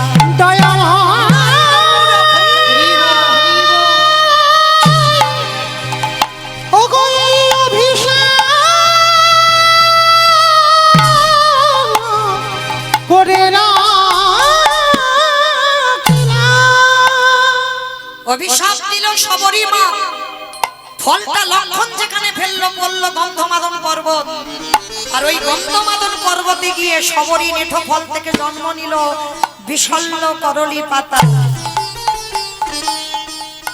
যেদিন রাম রাবণের যুদ্ধে ছোট ঠাকুর লক্ষণ শক্তিশালী পড়ে গেল, রামায়ণে বিধান সুসেন বৈদ্য বলেছিল রাম সূর্য ওঠার আগে বিশল্য করলি পাতা আনতে হবে, যদি বিশল্য করলি পাতা অমৃত সঞ্জীবনী সতী নারী স্তন দুগ্ধ এনে দিতে পারো, তারপরে তোমার ভাই প্রাণে বাঁচে। একজনই গিয়েছিল, তিনি ছিল ভক্তপ্রবর বীর হনুমান, যে হৃদয় ছিঁড়ে দেখিয়েছিল রাম সীতার যুগল মূর্তি। কি বাবা, জগতে একজন ভক্ত দেখিয়েছে, দেখাতে পারবেন হৃদয়ে রাম সীতা বসে আছে? শুধুমাত্র ভক্তপ্রবর বীর হনুমান দেখিয়েছিল। কবে গো? যেদিন আমার সীতা মাকে বলেছিল, ওমা মা গো, এই মেয়েরা মাথাতে লাল লাল এগুলো কি পড়ে আছে? সীতা মা বললো, বাবা সিঁদুর। আমার সিঁদুর কেন পড়ে গো মেয়েরা? স্বামীর অমঙ্গলের জন্য। স্বামীর অমঙ্গলের জন্য? তাহলে মঙ্গলের জন্য। বাহ, কিন্তু মা মঙ্গল টঙ্গল আর হচ্ছে? খুব হচ্ছে। এখন বাজারে একটা লিকুইড উঠেছে না, কুমকুম, ওটা জীবনে সিঁদুর নয়, একটুখানি করে একটুখানি করে দেবে বাবা, বোঝা যাবে না। তবে মা আপনাদের এই উত্তরবঙ্গে, আপনাদের কোচবিহার এলাকায় নয়, আমার গঙ্গাসাগর এলাকার কথা বলছি, একটুখানি করে সিঁদুর, মানে বোঝাই যাবে না। হ্যাঁ, আরো বাবা যারা স্কুলে দিদিমণি হয়েছে তারা বেশি ভাব, শাখা পলা তো বালাই উঠে গেছে, হাতে একটা বালা রেখে দেবে আর একটুখানি করে সিঁদুর সাইড দিয়ে ঢাকা দিয়ে দেবে, তারাই সমাজকে শিক্ষা দেবে। কিন্তু ভাবতে হবে বাবা, যারা শিক্ষার জায়গায় দাঁড়ায় তাদের নিজেদের যদি শিক্ষাটা না থাকে, তাহলে অন্য সন্তানদের শিক্ষাটা দেবে কি করে? প্রত্যেকটা নারী, এটা আমার কথা নয়, সীতামা বলছে প্রতিটা নারী শীতের সিঁদুর তার স্বামীর মঙ্গলের জন্য, হাতের শাখাটা তার স্বামীর মঙ্গলের জন্য, হাতের পলা তার স্বামীর মঙ্গলের জন্য, হাতে একটা লোহা রাখতে হয় প্রত্যেকটা নারী, এটা তার স্বামীর মঙ্গলের জন্য। এ কথা আমাদের জন্য নয়, যদি আমাদের জন্য হতো মা, তাহলে বিয়ের আগে ব্যবহার করতে পারতাম। এই কটা সম্ভব স্বামীর মঙ্গলার্থে। তা সীতামা বলল, বলে বাবা সিঁদুর নারীরা স্বামীর মঙ্গলের জন্য পড়ে। হনুমান বলছে, ও মা, তা তুমি কেন পড়েছো? এই পাগল, আমি পড়েছি যাতে তোর রামচন্দ্রের মঙ্গল হয়। হাই হাই হাই হাই, তুমি আমার রামচন্দ্রের মঙ্গলের জন্য সিঁদুর পড়ো? শুনে নিয়েছে, আর শুনে নিয়ে মা ভোরবেলা হনুমান গেছে গঙ্গা স্নানে, স্নান করে এসে সীতামার ঘরে 3 কৌটো সিঁদুর মাথা থেকে পা পর্যন্ত বেশ করে মেরেছে। আর ঠাকুর ঘরে গিয়ে রাম রাম রাম রাম রাম রাম, রামচন্দ্রের আসন চলে গেছে। হনুমান হনুমান হনুমান তো বেরিয়ে এসেছে, আসলে কি হবে মা? ভয়ে থরথর করে কাঁপছে। হাই ভগবান, তুই সারা গায়ে লাল করেছিস কেন? কোথায় ঢুকেছিলি? বলে, প্রভু আমি কোথাও যাইনি, আমি মাকে বললাম, মা ওই মেয়েরা মাথাতে লাল মতোটা কি দেয়? বলল সিঁদুর। আমি বললাম, মা তুমি কেন দিয়েছো? তারা কেন সিঁদুর পরে? বলল স্বামীর মঙ্গলের জন্য। আমি বললাম, মা তুমি কেন পড়েছো? বলল তোর প্রভু রামচন্দ্রের মঙ্গলের জন্য। হে রাম দয়াময়, মা যদি ওইটুকু সিঁদুর মাথায় দিয়ে যদি তোমার মঙ্গল চাইতে পারে, আর আজ আমি তোমার ভক্ত হনুমান মাথা থেকে পা পর্যন্ত সিঁদুর মেখে বলো বলো না জানি কত তোমার মঙ্গল হলো।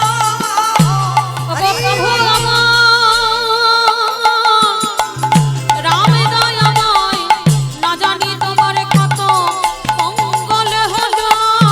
যেই না বলেছে না জানি কত মঙ্গল হলো, এইবার সীতামার গলায় ছিল একটা মুক্তোর মালা, আর মালাটা যেই না হনুমানের গলায় দিল, হনুমান মালাটা দেখতে দেখতে বড় বড় দাঁত একবারে কাম দিয়ে মালা ছিঁড়ে দিল।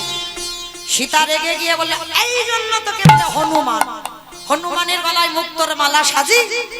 হনুমানে কেঁদে বলল, মা জগতে সবাই আমায় হনুমান বলে বলো, কিন্তু মা তুমি কোনদিন হনুমান বলো না।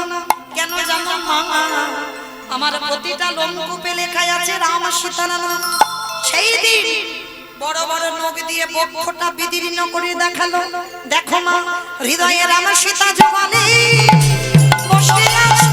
আমার হৃদয়ে বন্দি করে রামের সীতা যুগলে বসে আছি।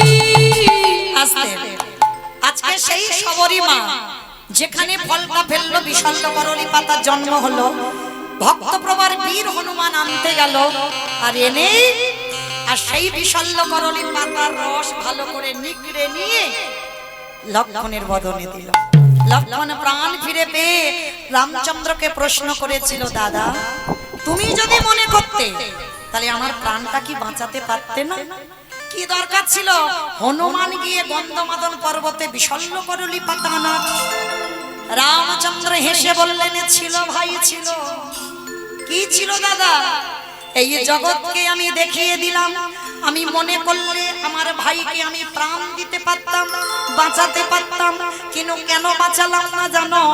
এই জগৎকে আমি দেখালাম আমি ভক্ত বড় ভালোবাসি, আমি ভক্তের জন্যে সব করতে পারি, ভক্ত বড় ভালোবাসি। বলিয়ে যুগে নাই প্রতি যুগে যুগে, আমি ভক্ত বড় ভালোবাসি, বলিয়ে যুগে নাই যুগে যুগে, আমি ভক্ত বড় ভালোবাসি। বলি এই প্রতিজ্ঞা করে নিলাম, যুগে নাই যুগে আমি যুগে, ভক্ত বড় ভালোবাসি। যুগে নাই যুগে যুগে, আমি ভক্ত বড় ভালোবাসি। আস্তে তাহলে চলেন আজকে সেই শবরী মা রামচন্দ্রকে বলল, শোন শবরী, এ জন্মে যখন আমার ভাই ফল খেতে দিল না, খাবো কবে? আগত দাপরেতে, যেদিন আমি কৃষ্ণ হয়ে বৃন্দাবনে যাব, আর সেদিন শবরী তুই হবি মথুরা নিবাসী, নাম হবে তোর মালিনী। আর মালিনী হয়ে ফল বিক্রি করতে আসবি আমার ব্রজে, আর যখন আমার কাছে আসবি আমি হামাগুড়ি দিয়ে তোর হাতের ফল আমি নিজে থেকে খাবো। আর কথা দিলাম সেদিন গোপাল দুমুটো ধান ফলবালির আঁচলে দিয়েছিল, আর সেই ফলবালি মথুরায় গিয়ে দেখলো সে ধান আর ধান নয়, সোনার ধানে পরিণত হলো। আজকে শবরীর বয়স হয়েছে, বলল প্রভু তুমি একবার তোমার রূপ নিয়ে দেখা দাও। সীতারামে ভজলে হে মনুবা, একবার সীতারামে ভজলে মনুয়া, ও সীতারামে ভজলে। আস্তে মায়েরা বিদায় কাল চলে যাব, আবার রাত্রি 8:30টার সময় আপনাদের সঙ্গে দেখা হবে। তোলো দেখি একবার হাত সবাই সবাই। সীতারামে ভজলে হে মনুবা, একবার সীতারামে ভজলে মনুয়া, আরে বাহাদা কি জরুরি লেনে করে, কথা কি দিলে এই জব সবে করে খানা।